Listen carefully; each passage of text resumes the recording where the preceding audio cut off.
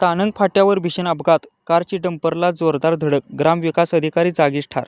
मिरज तालुक्यातील तानंग फाटा येथे आज दुपारी 3:30च्या सुमारास झालेल्या भीषण अपघातात कोसारी तालुका जत ग्रामपंचायतीचे ग्रामविकास अधिकारी महेश मामाने राहणार धावडवाडी तालुका जत यांचा जागीच मृत्यू झाला.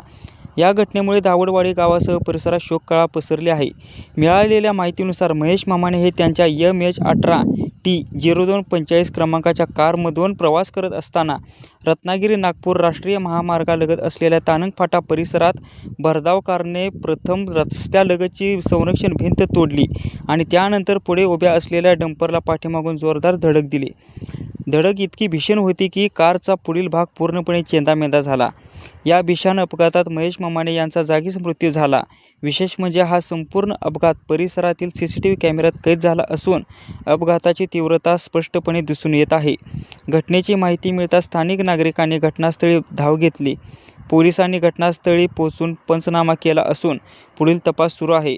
दरम्यान महेश मामाने यांच्या निधनाची बातमी समजताच धावडवाडी गावावर शोककळा पसरली असून ग्रामपंचायत क्षेत्रातही हळहळ व्यक्त केली जात आहे.